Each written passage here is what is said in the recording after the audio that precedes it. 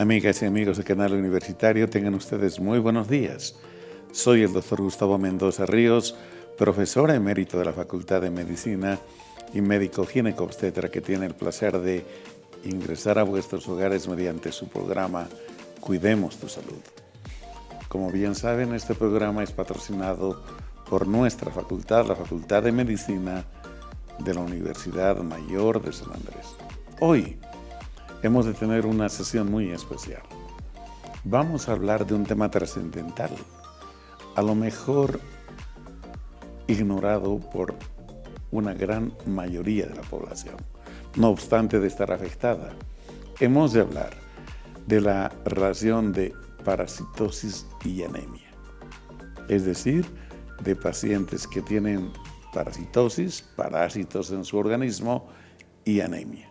Porque hay microorganismos que se alimentan de sangre y al estar al interior nuestro son capaces de sustraer la hemoglobina que tienen los glóbulos rojos que sirven para transportar el oxígeno fundamentalmente desde los pulmones a todo el organismo y que claro repercute negativamente en la vida cotidiana. Los niños tienen menor rendimiento escolar, se cansan fácilmente, no pueden realizar ejercicios y lo propio con la gente adulta. No puede realizar su trabajo adecuadamente y si hace trabajos de esfuerzo como el hacer agricultura, etc., entonces esto es todavía peor. Hay una infinidad de parásitos, pero hemos de circunscribirnos a algunos para mejor entender el problema. Estos, por lo tanto, son capaces de producir anemia. Quiero decirles adicionalmente que aunque ustedes no lo crean, la población boliviana en más del 50% es anémica. Claro, no porque todos estén parasitados, sino porque hay otros factores como el propio hábito alimenticio que conspira con tener buenos niveles de hemoglobina y de glóbulos rojos en la sangre que nos permitan hacer una vida normal en cualquier altura en la que nos encontremos. En La Paz, en Cochabamba, en Santa Cruz. En las ciudades capital o en provincias. De ello hemos de hablar superabundantemente y para ello invitamos al profesor doctor Carlos Aguirre Castro. Él, este momento, además, es el director de la carrera de medicina. Es profesor emérito de parasitología de nuestra carrera y es PhD en enfermedades parasitarias. Por lo tanto, hemos de hablar con una autoridad. Y ha de ser, por supuesto, muy importante que ustedes, distinguidos televidentes, puedan apreciar los conceptos que él nos va a enseñar.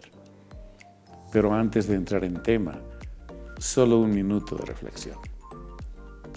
En nuestro país, infortunadamente, todos los días, a más de la violencia que se realiza contra la mujer, contra la familia, ya casi cansa el espectáculo que dan políticos que en vez de dar buen ejemplo a la población, hacen todo lo contrario.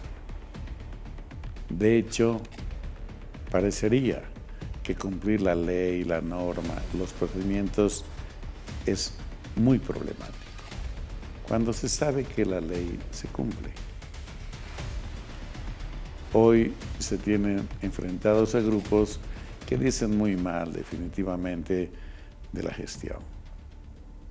Un otro problema todavía más preocupante es el hecho de que se tenga un proyecto de ley donde a la gente se le pretenda obligar a jubilarse cuando cumple 65 años. Yo escuché un exabrupto de una autoridad. Dijo que el que tiene 65 ya no rinde. Y entonces daría la impresión de que los amigos de quien señaló aquello deben ser superdotados o superhombres, porque uno ve que hay muchos que han superado hace rato esta edad. Creo que no debe así tratarse a la gente. Es más, la norma, la ley, dice que uno puede jubilarse cuando lo decida. Pero vayamos más a fondo. Amigos, la gente sigue trabajando porque precisa tener ingresos. No lo hace por deporte, no lo hace por capricho, lo hace por necesidad. Habida cuenta que la composición familiar en nuestro país no tiene un patrón como uno podría considerar en el exterior, por ejemplo. En países desarrollados donde la pareja que se jubila vive sola, porque sus hijos, el único, casi siempre, ya se fue a hacer su propia vida. Acá no. Ustedes van a ver que la mayoría de nuestras familias tienen hijos que todavía dependen de estas personas mayores, pero además tienen familia asociada, niños huérfanos, sobrinos abandonados, chicos que se incorporan y que son de responsabilidad de esta gente que sigue trabajando. Creo que debemos ser considerados con nuestra población. Nosotros les pedimos a quienes correspondan que reflexionen sobre el tema para evitar fundamentalmente que se generen conflictos. Las reacciones pudieran ser muy importantes. Dicho esto, amigos, permítanme ir al sector La Facultad de Medicina Informa.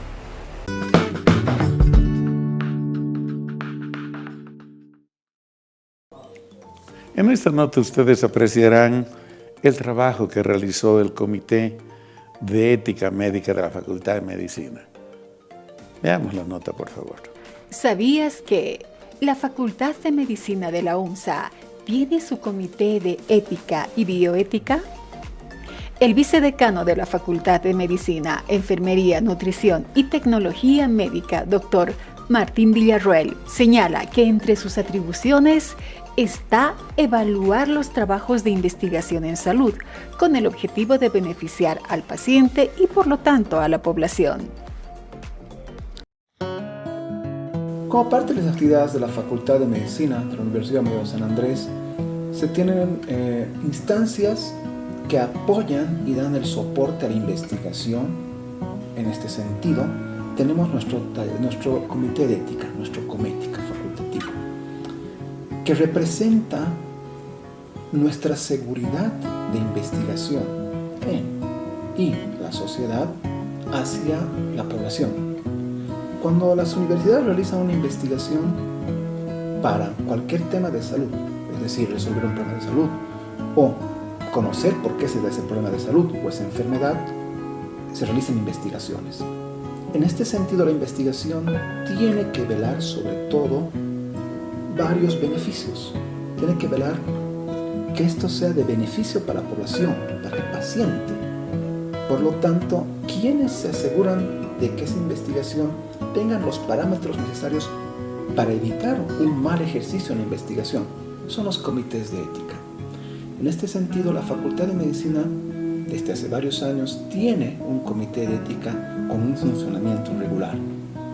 Y ellos evalúan los trabajos de investigación que se presentan para que estos sean de beneficio para el paciente, no causen daño al paciente, respeten su autonomía del paciente y eviten o el protocolo no afecte a grupos vulnerables, entre otros aspectos inherentes y también el tema científico.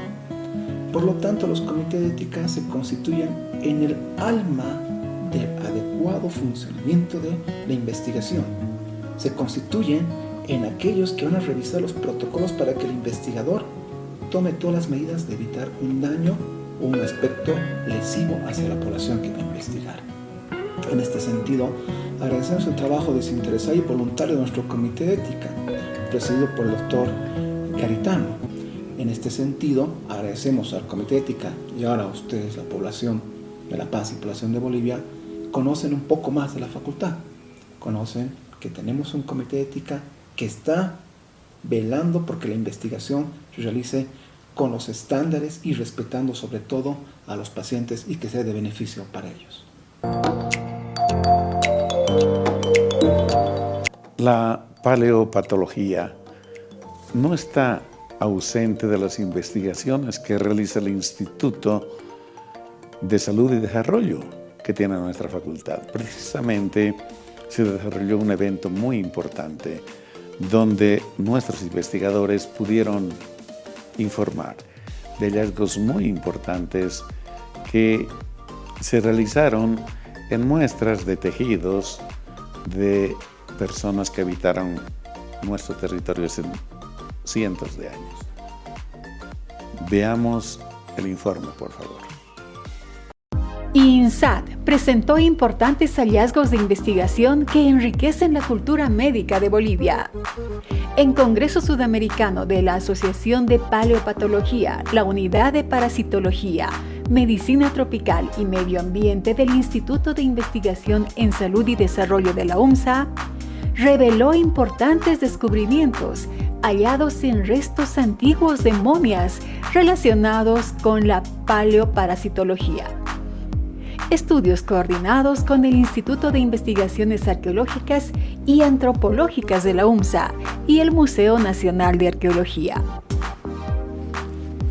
Entonces es que actualmente estamos trabajando, hemos tenido resultados muy importantes, por ejemplo, trabajando con las momias del Museo Nacional de Arqueología, con quienes tenemos colaboración, y además colaborando con el Instituto de Investigaciones Arqueológicas y Antropológicas de la UNSA. Hemos trabajado sobre las momias, hemos hecho excavaciones aquí en La Paz, y en las excavaciones hemos encontrado, por ejemplo, alteraciones que son más o menos frecuentes en los restos antiguos, en los cráneos, es decir, deformaciones de los cráneos que nuestros antepasados hacían a propósito en sus poblaciones. Pero también hemos encontrado trepanaciones en los cráneos. Y esas son prácticas médicas que son muy importantes y que obviamente nos enriquecen nuestra cultura médica. Nuestros antepasados han hecho cosas extraordinarias. Y además de eso, hemos ido buscando parásitos. Y hemos encontrado lo más importante, por ejemplo, hay un parásito que es muy frecuente, que es el parásito que todo el mundo conoce como el que produce la gusanera, se llama Enterobius vermicularis. Entonces hemos identificado por primera vez en la historia de Bolivia la presencia de Enterobius vermicularis en 2 momias. Lo gratificante ha sido que somos un equipo que está trabajando sobre eso en colaboración con arqueólogos, con el Instituto de Investigaciones Arqueológicas y Antropológicas y además con la Sociedad Paceña de Arqueología. Y entonces hemos presentado un descubrimiento muy importante, además un descubrimiento mundial. La identificación de un parásito que sí afecta al hombre y animales, pero que no había sido identificado en momias hasta el momento, a pesar de que se han hecho muchos estudios. Entonces este es un parásito ciliado y hemos hecho la comunicación correspondiente en este congreso.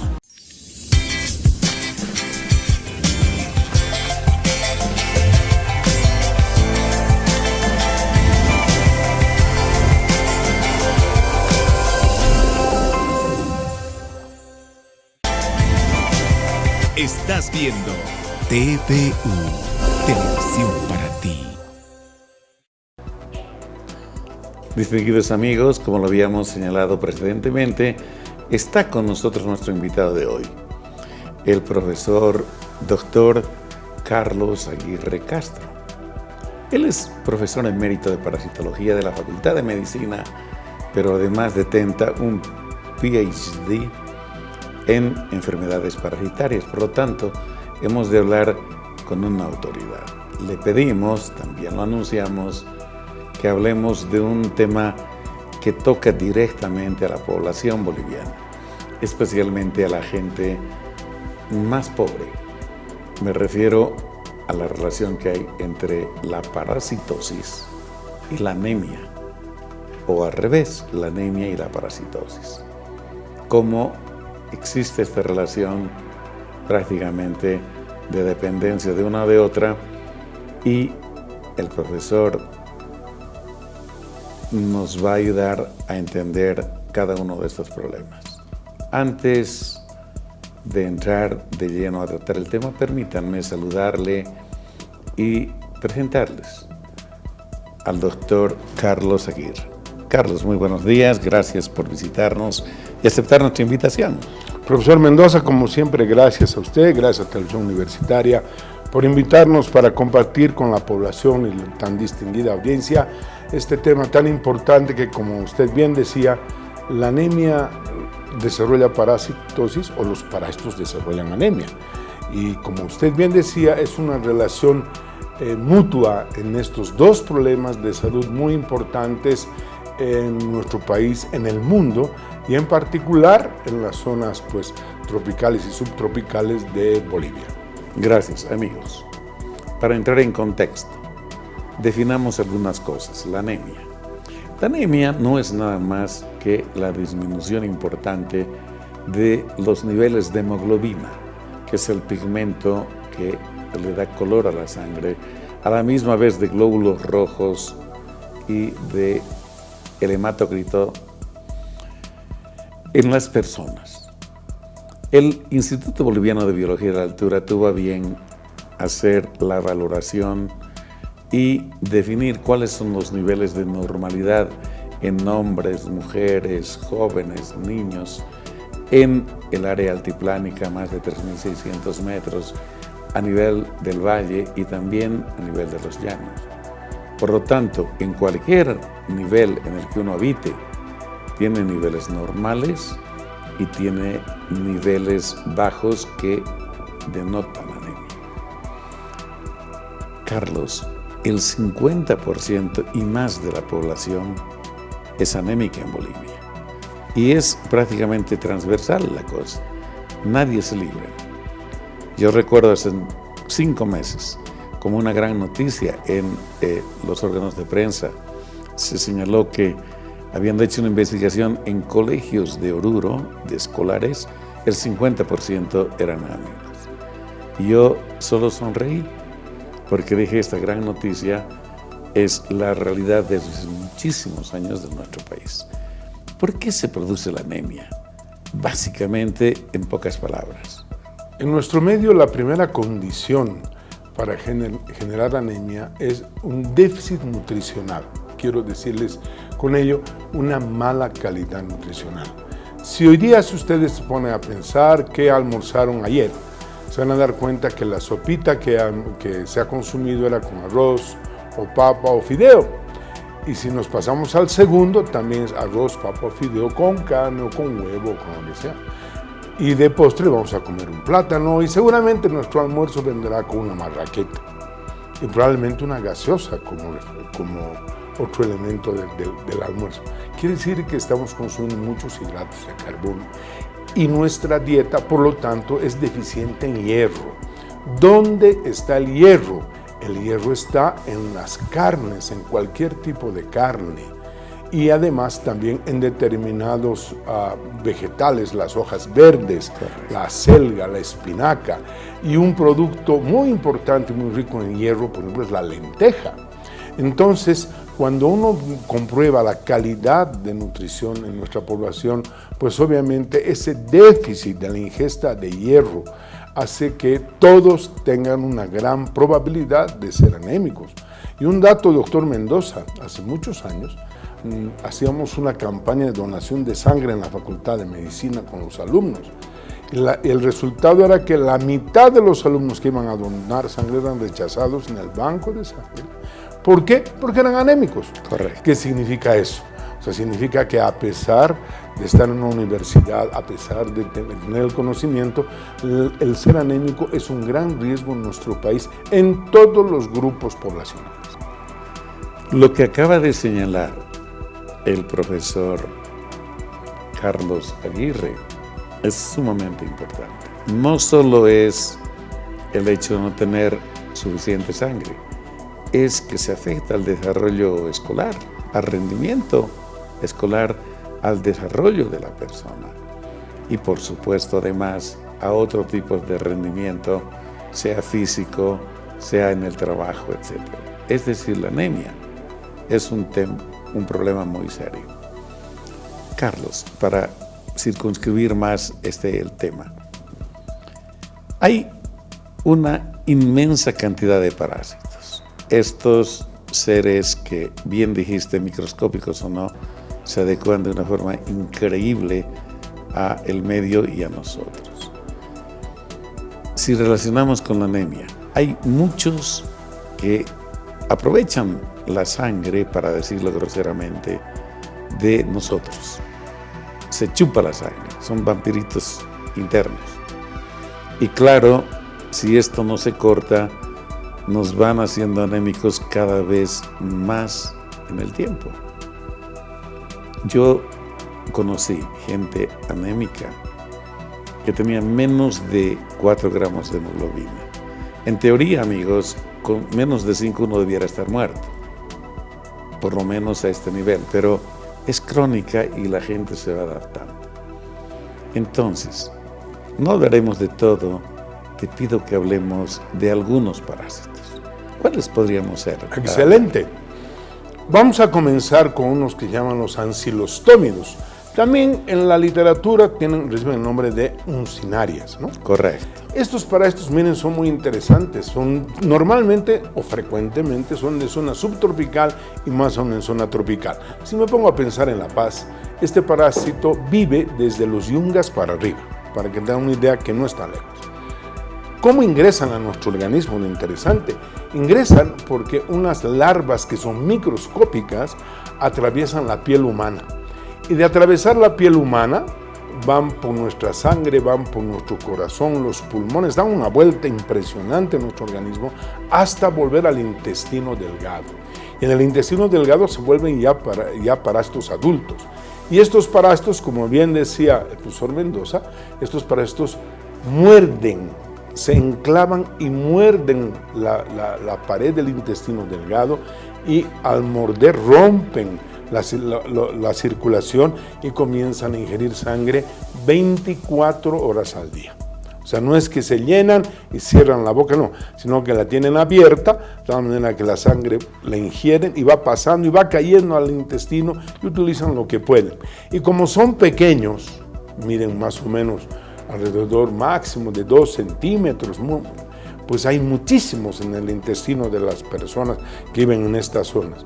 Y obviamente ellos, por lo tanto, van perdiendo sangre lentamente. No es que la enfermedad aparece de un día para otro, puede aparecer en varias semanas. Calculamos en promedio alrededor de 10 a 20 semanas después de haberse infectado, que el individuo comienza a sentirse anémico, es decir, comienza a tener una palidez, sueño fácil en el niño, mal rendimiento escolar, su peso y su talla disminuyen. El hombre, el campesino afectado, no tiene la misma capacidad de trabajo, se cansa en el trabajo agrícola. Si se cansa en el trabajo agrícola, ya no produce lo suficiente, ya no vende lo suficiente y la calidad de su familia, los alimentos bajan. Entonces fíjense cómo este parásito que ha ido consumiendo sangre lentamente afecta prácticamente a toda la población que vive en estos lugares. Correcto. Es interesante, se dice que si uno tiene más de 50 parásitos en el intestino, definitivamente va a ir irremediablemente a una anemia bastante rápido, como 10, un poco más de semanas. Y obviamente el individuo es afectado y hasta en algún caso puede morirse si es que no se toman las medidas. De estos parásitos que entran por la piel, cuando los pies están descalzos en particular, ¿no es cierto? En estas zonas tenemos un par. Los voy a citar con tu anuencia. El anquilostoma duodenal y el Necator americano, Exacto, que prácticamente son muy parientes, ¿no? Evidente. Ambos tienen unas estructuras que muerden. Más frecuente en nuestro medio el Necator americanus que el ancilostoma duodenale. Y estos parásitos tienen además otra particularidad, que son muy resistentes a estar en un medio donde hay humedad y buena temperatura. Entonces las larvas pueden mantener mucho tiempo en el suelo y como en las zonas tropicales las personas no suelen estar con calzado ni zapato. ¿Por qué? Por el calor, y los niños principalmente muchos están descalzos o están con una chinela o con una barca en el trabajo agrícola, aprovechan del contacto del piel con el suelo, con la tierra contaminada para poder penetrar dentro de nuestro organismo. Por eso es de que no solamente es en los niños, sino en todas las poblaciones de mujeres y de hombres adultos, por el tipo de zapato que se utiliza. Porque en una zona cálida es muy difícil decirle a la gente utiliza un calzado. O sea, no puede ser.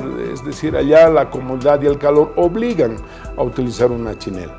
Y obviamente una chinela rápidamente pues se va a contaminar con el polvo, con la tierra que hay en el suelo, y eso va a hacer que los parásitos puedan penetrar por cualquier parte de la piel que entre en contacto con el suelo. Correcto. Entonces, Carlos, estos dos en particular penetran al organismo humano por la piel. Básicamente es la forma más importante y allí hacen su ciclo vital hasta que terminan ubicándose en el intestino. No vamos a hablar de este momento del tratamiento, no tiene mucho sentido, pero hay excelentes antiparasitarios. Por supuesto. Los médicos especialistas los usan con mucho éxito. Evidentemente. Perfecto, amigos. Vamos a seguir hablando del tema. Permítanme unos segundos y estamos enseguida de retorno.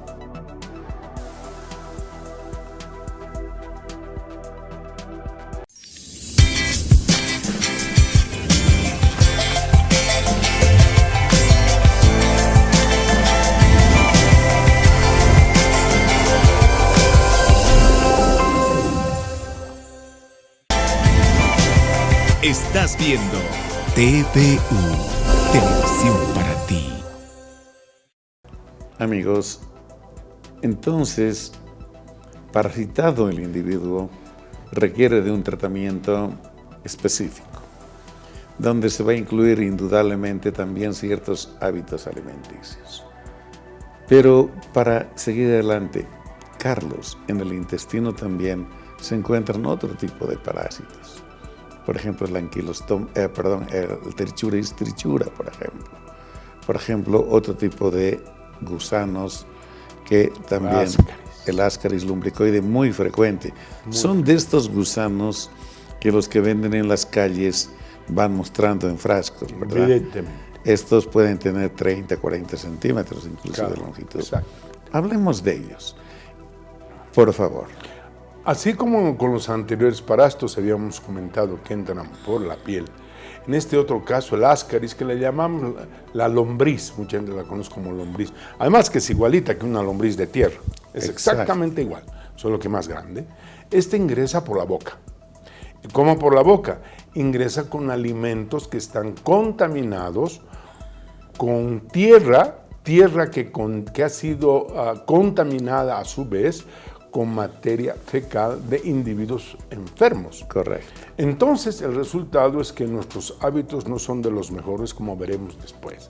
Este parásito ingresa por la boca con vegetales, con las manos sucias con tierra, con alimentos contaminados con tierra fundamentalmente, como son todas las verduras que se producen a ras del suelo y que no son lavadas adecuadamente.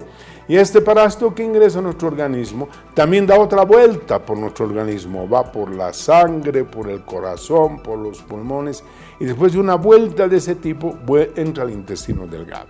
¿Qué hace en el intestino delgado? Como es enorme, mide 30 hasta 40 centímetros, tiene una boca.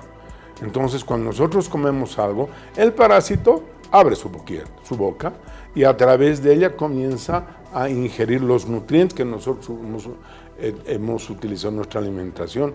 Y el parásito además no solo es uno, el promedio que nosotros calculamos es de 10 en cada paciente. Hay pacientes que tienen cientos de estos, de los Ascaris. Imagínense, por lo tanto, los parásitos paulatinamente también van consumiendo nuestros nutrientes. Pero además, este parásito le gusta una vitamina, que es la vitamina B12. Exacto. Y la vitamina B12 es muy importante para que nuestro organismo produzca glóbulos rojos de calidad, es decir, que contengan hemoglobina, una sustancia, como bien decía el doctor, que le da color a nuestra sangre, pero además transporta oxígeno. Entonces, estos parásitos comienzan al cabo de mucho tiempo a impedir que los glóbulos rojos tengan mucha hemoglobina. Y eso comienza a generar también un cuadro anémico en las personas. Pero aquí viene el otro elemento. que los que habíamos comentado, las uncinarias, siempre están asociadas al ascaris. ¿Por qué? Porque viven les gusta la misma condición externa, un clima subtropical o tropical, que haya humedad, que haya una buena temperatura, que haya sombra, y por lo tanto, mientras unos están entrando por la piel, los otros están entrando por la boca. Claro. Y eso se llama el multiparasitismo. Muy frecuente en nuestro medio. Todos los estudios que hemos hecho a lo largo de muchos años han mostrado en nuestras poblaciones que es casi no hemos encontrado niños que tengan 0 parásitos. Siempre hemos encontrado por lo menos 2. Pero Carlos, los adultos sufren más.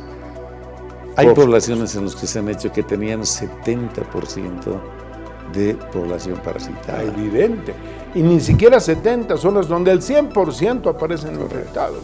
O sea, el problema de las aves parasitarias es muy serio en países como el nuestro, y debo decir que lamentablemente nuestros programas de salud no le dan mucha importancia a esta enfermedad, porque a veces queremos resolver la anemia y se la intenta resolver a través de varios medicamentos, pero los parásitos siguen dentro. Y como siguen dentro y pueden vivir tiempo muy largo, nos siguen afectando, siguen impidiendo que nuestro organismo funcione adecuadamente. Estos parásitos, las lombrices, si son muchas, inclusive suelen dar problemas de obstrucción intestinal, que terminan siendo problemas agudos que el médico debe resolver. Pero al margen de eso, estos sí generan trastornos gastrointestinales de toda índole, porque son muchos y la luz del intestino no lo es tanto. Exacto. Siempre que estos parásitos están, tanto los primeros como este otro, siempre van a producir dolor de barriga, ¿no?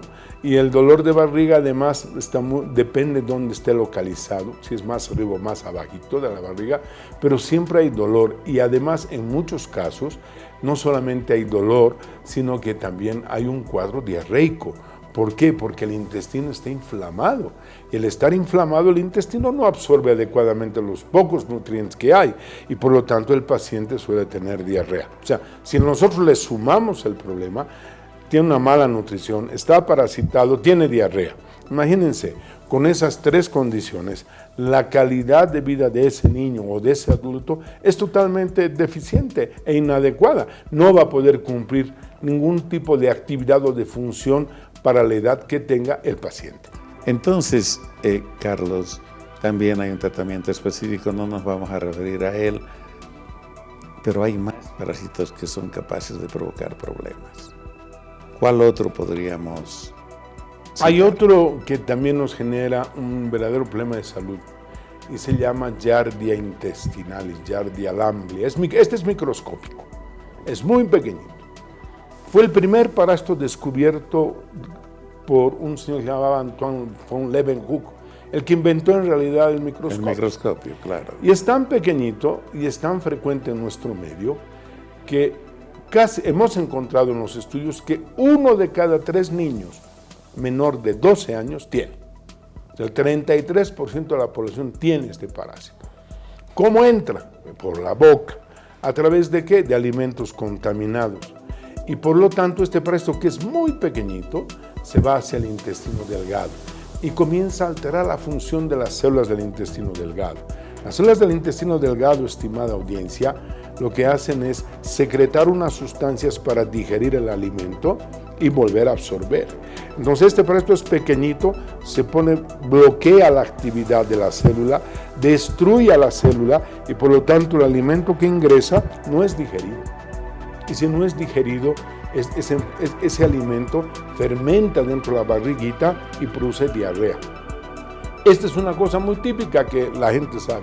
Los niños que consumen leche pues, no toleran la leche. Claro. Les hincha la barriguita, les produce una molestia, les produce un dolor y tal vez un cuadro diarreico. ¿Por qué? Porque la leche, al no estar digerida, porque este parásito impide la digestión de la leche, produce más bien que se fermente. Al fermentarse produce gas. Y entonces el niño ya sabe que si toma leche le hace daño. Ya sabe, y por lo tanto él prefiere no tomar leche y el recreo escolar cambia su leche por galletas o por cualquier cosa. Y no es porque no le gusta, es que le hace daño. Y lo que pasa es que este parásito, al impedir que las células absorban nutrientes, dificultan el ingreso del hierro, del ácido fólico, de la vitamina B12, 3 sustancias fundamentales para evitar que haya anemia, y se llama un síndrome de mala absorción, se llama el cuadro crónico en estas poblaciones, que hacen que también concluyan con un cuadro anémico. Y peor aún, y si este paraíso está asociado con nosotros. Y de desnutrición. Y a eso le sumamos el tema de que la mala calidad nutricional, la desnutrición. Entonces, si vemos, es un problema tan complejo de resolver que un solo fármaco no lo resuelve. Hay que resolver esto a través de muchas medidas que seguramente al final de nuestra conversación haremos algún comentario. Correcto, amigos. Y no solo es eso. Podríamos pasarnos seguramente muchas horas conversando con nuestro experto, porque otra cosa que afecta a toda la población oriental es el tema de la ameba, por ejemplo, ¿cierto? Hasta el que habla en un viaje de alguna delegación médica a Trini, justamente, terminó con su amebiasis galopante, Claro. que más bien porque soy médico pude tratarme, porque cuando entra la forma crónica es mucho más problemático el manejo. Mucho más difícil, ¿no? Y este parásito, fíjense, las amebas, ¿qué van a hacer? Van a producir unas lesiones en el intestino grueso, y esas lesiones comienzan a sangrar poco a poquito. Y dependiendo del número de lesiones, el individuo puede perder una importante cantidad de sangre. Entonces, resulta que los parásitos, caramba, habían sido unos seres que tienen mucho que ver con los cuadros anémicos que nosotros vemos día a día. Correcto. En mujeres, en varones, en niños, en niñas, en todos nuestros grupos poblacionales. Carlos, antes de terminar este sector, al menos inicialmente citemos, en el oriente en particular hay zonas donde la presencia del plasmodium que produce la malaria, la terciana, el chuc-chuc, están presentes.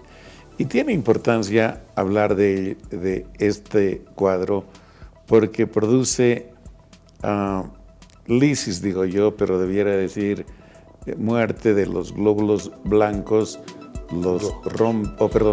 rojos, los rompe y se pierde la hemoglobina. Exacto. La famosa malaria, que hay muchas zonas, fundamentalmente en lo que es Beni, del norte de Santa Cruz, Benipando, donde muchos, los que viven por allá, van a estar por allá, hay unos mosquitos, los anofelinos se llaman, y estos mosquitos nos pican y al momento de consumir sangre, de su saliva botan un parásito. Ese parásito entra a nuestro organismo, va al hígado y después otros van a pasar a los glóbulos rojos que conocemos todos. Dentro del glóbulo rojo el parásito se reproduce y hace que el glóbulo rojo reviente. Y por lo tanto, al reventar el glóbulo rojo se pierde la hemoglobina, porque el parásito ha consumido hemoglobina, no hay oxígeno suficiente en nuestro organismo, y esa ruptura de glóbulos rojos que se produce cada 36 o 48 horas hace que en un tiempo relativamente corto, hablaremos de unas 2 semanas, el paciente ya comienza a sentirse anémico. Es decir, y es un clima tropical. Imagínense, en un clima tropical, donde hay malaria le pican los mosquitos, donde está ingiriendo alimentos contaminados con los parásitos que hemos visto hace unos minutos. Por lo tanto, es una situación pues crítica. Y cabalmente esta situación crítica se ha medido en muchos países que son los responsables, o es el responsable, malaria, junto con nosotros, de la primera causa de mortalidad infantil por anemia en menores de 5 años. O sea, la situación es muy grave en estas zonas fundamentalmente tropicales donde todos los parásitos conviven. Correcto. Amigos, es más, cuando se produce una gran explosión de glóbulos rojos, es posible que no solamente se genere anemia, sino se puedan afectar otros órganos como el riñón, por ejemplo, que puede generar falla del mismo. Hemos de abordar un poquito más sobre el tema, pero ahora permítanme ir a un pequeño corte y al retorno concluiremos de hablar de la malaria.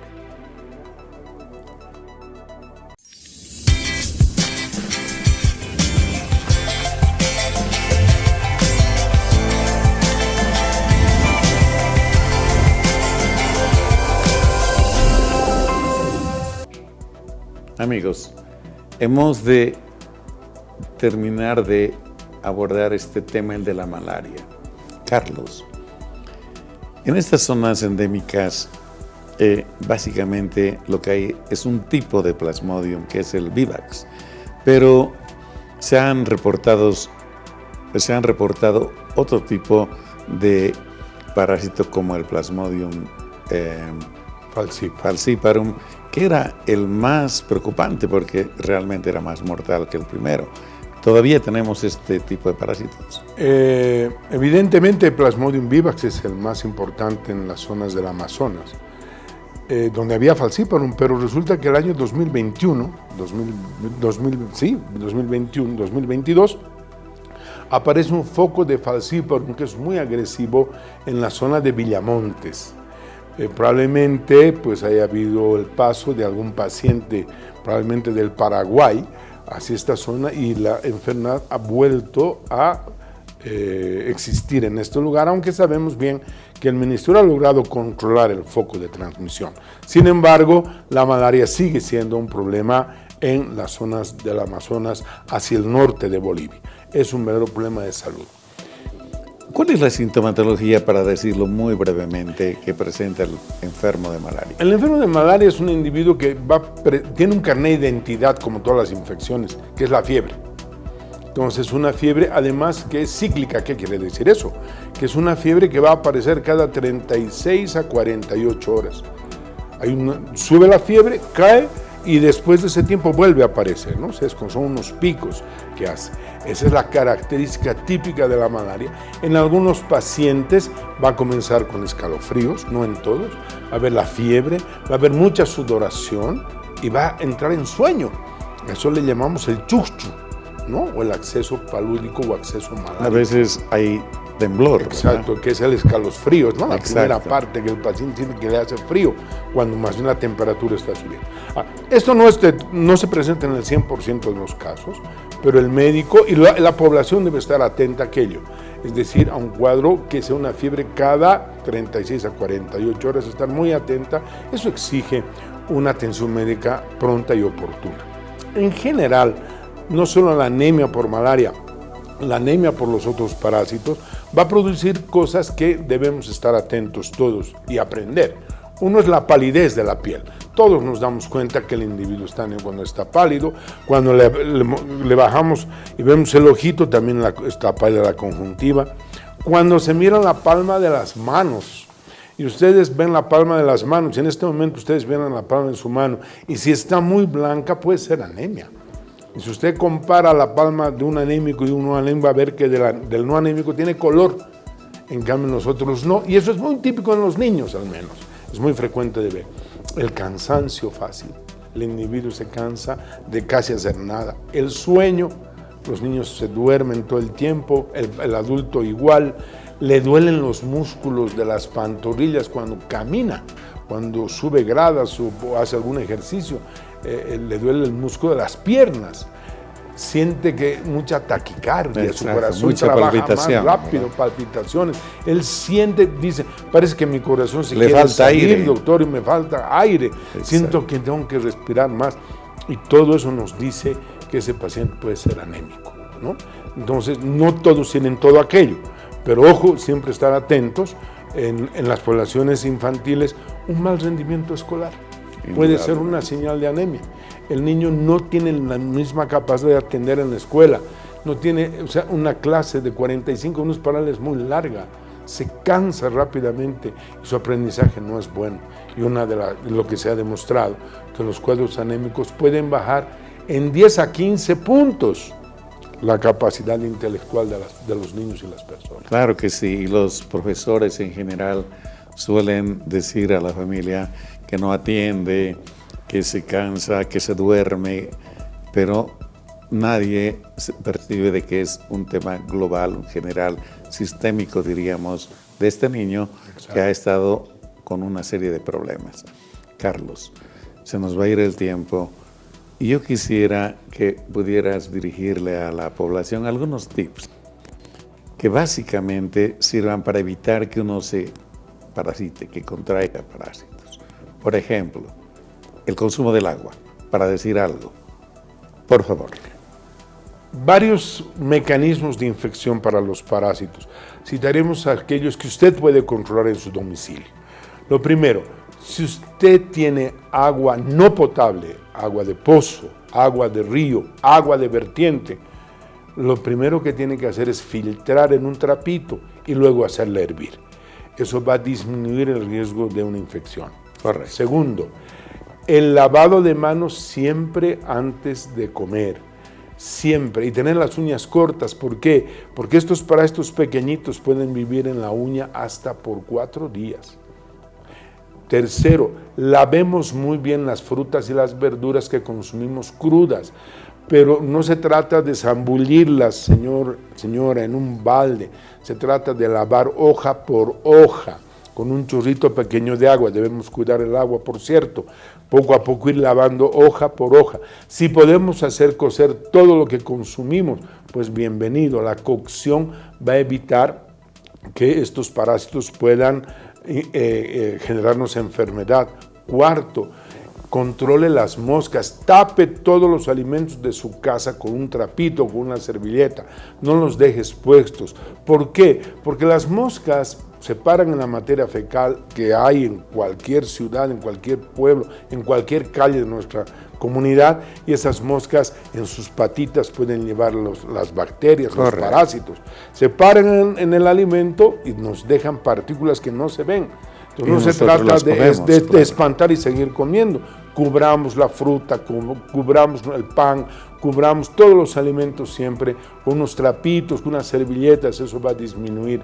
Y lo más importante con relación a la anemia, sería bueno que todos nos diéramos por lo menos un control anual para saber cómo están nuestros glóbulos rojos y nuestra hemoglobina. Es un examen económico que se puede realizar en cualquier servicio de salud, y eso es importante a la hora de reconocer si el individuo tiene anemia, para estudiar la causa, dar el tratamiento adecuado y mejorar sus condiciones de vida. Correcto. Adicionalmente, creo que es bueno señalar que no compartir la intimidad con mascotas es algo que, si no tiene que ver directamente con ello, tiene que ver con otras parasitosas. Evidentemente. Y lavarse las manos. Lavarse las manos. Muchísimas veces en el día, por ejemplo, después de pasar al baño. Debe ser ya mandatorio, porque en las uñas, en las manos, es donde se llevan bacterias y parásitos, y uno los consume, se vuelve a infectar prácticamente, ¿verdad? Exactamente, ¿no?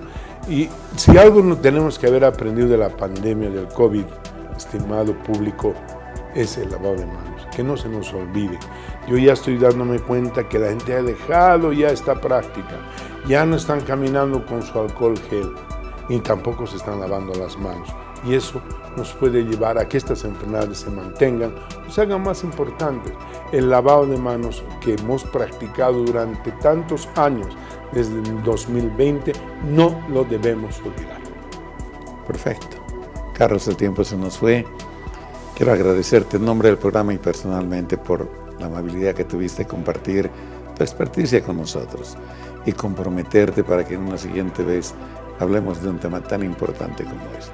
Tu despedida, por favor. Nuevamente agradecerle a usted, profesor Mendoza, agradecerle al programa que tan gentilmente nos ha invitado, y nuestro compromiso de estar siempre dispuestos desde la Facultad de Medicina de cooperar a nuestra población en todo aquello que ayude a mejorar la salud de todos ustedes. Muy agradecido por su atención. Algo más, Carlos, que prefiero no dejar pasar. El profesor Carlos Aguirre es nuestro director de carrera de la Facultad de Medicina. Recientemente fue elegido, está muy poco tiempo. Sin embargo, él tiene un gran programa de trabajo y deseamos, en nombre de lo personal, pero fundamentalmente de la comunidad facultativa, desear los mejores éxitos. Gracias. Y que doctor. sepa que siempre va a contar con nosotros. Así es. Cuento con todos los profesores como usted y con todos los alumnos decididos a que nuestra formación médica cada vez sea mejor y nuestra Facultad de Medicina siga siendo la número 1, no solo en Bolivia, y ojalá podamos en Latinoamérica. Vamos a comunicarle a nuestra teleaudiencia en el siguiente programa una serie de actos que a propósito del Día del Médico y del aniversario de la carrera se está preparando desde la dirección precisamente. Exactamente. Comenzamos, los estudiantes han organizado una serie de actividades propias estudiantiles, pero desde la dirección de la carrera pues vamos a iniciar el día lunes invitando a todos los profesores a que participen para conocer una nueva red de información médica muy grande, una de las más grandes del mundo, a la cual nos vamos a incorporar como carrera. Luego premiaremos a nuestros mejores, a los profesores que aún ya se han jubilado, serán premiados también el Día del Médico, un día muy importante para todos los que amamos esta profesión. Y estos profesores que han dado su vida en la formación médica serán reconocidos en vida, como digo yo. Y el día viernes premiaremos a aquellos colegas médicos que han cumplido 25 años de titulación y a los otros colegas que han cumplido 50 años de titulación. Son los actos en los cuales pues la comunidad universitaria va a estar presente para felicitar a tan dignísimos profesores. Carlos, sé que el programa es mucho más extenso, pero creo que dijiste lo trascendental. Otra vez muchas gracias y hasta la próxima. Amigos, permítanme ir al sector Avances en Medicina.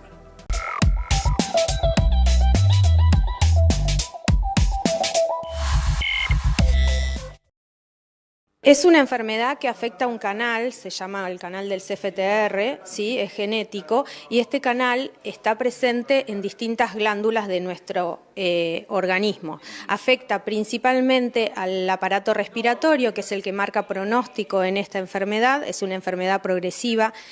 Y también puede afectar a las glándulas del páncreas, al tubo digestivo y tener diversas manifestaciones. Es una enfermedad autosómica recesiva, se transmite de padres a hijos, ¿sí? Se necesita la presencia de 2 genes para desarrollar la enfermedad, uno de cada 3.000 a 5.000 niños nacidos vivos pueden padecer la enfermedad. Esto es una enfermedad que es importante el tratamiento y el seguimiento de manera interdisciplinaria. Es una enfermedad que es importante la detección precoz mediante los test de diagnóstico apenas nacen los niños, pero también hoy en día estamos teniendo mayor difusión y pacientes que son diagnosticados incluso en la edad adulta. Al momento no tenemos curas para esta enfermedad.